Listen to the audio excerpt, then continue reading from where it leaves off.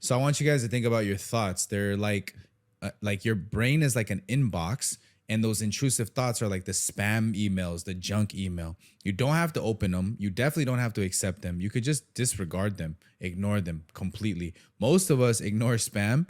We ignore the junk mail. And likewise, we should do the same with our thoughts. All right, well, let's start it off with the simplest one.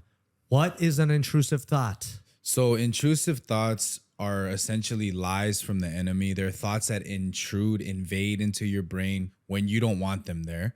Biblically speaking, when you look at 2 Corinthians chapter 10, verse 5, it says, every imagination that exalts itself and every high thing must be taken captive and brought to the word of God. So the obedience of Christ, which is the word of God. What this means is anything that's high-hearted, anything that's negative, anything that exalts itself above God, prideful thoughts, negative thoughts, things that are just above the word of God, essentially, is all intrusive thoughts. Thoughts that you don't want, thoughts of depression, thoughts of loneliness, all these tie under the umbrella of intrusive thoughts, right? A lot of people ask, well, how do we know which thoughts are intrusive, which ones aren't? Very simple. Intrusive thoughts are similar to like spam mail, right? You can't have control of who's sending those things.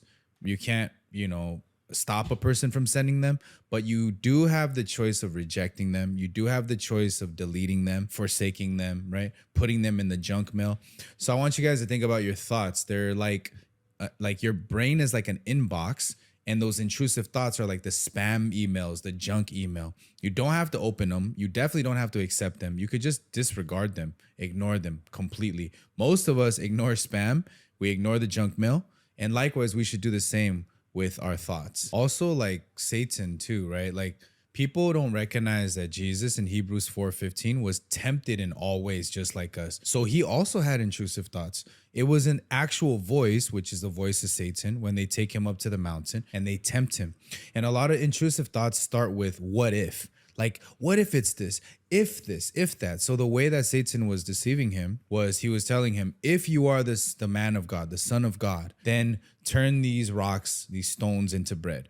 If you are the man of God, he continuously tries to say these what ifs, right? And it's not actual identity that, Satan is planting inside of him. He's just trying to persuade him. He's trying to deceive him, essentially. So yeah, and Jesus answers with truth always, which is, it is written. So the word of God is the truth. The word of God is Jesus, John 1:14. So if you want to like combat those things, you also have to have the word. If you're not in your word, you're in your thoughts and you're in your feelings. The more you're in your word, the less you are in your thoughts and your feelings. You'll have the truth to replace all of those things. So there's practical thoughts, and then there's also intrusive thoughts, right? So practical thoughts are things like, do I pick up the kids? Do I go and eat? It's always solution based, right? Intrusive thoughts lead nowhere. Oh, you're so dumb. What's wrong with you? Just kill yourself. There's no solution behind it. So I would say if it's solution based or love based, it's a practical thought.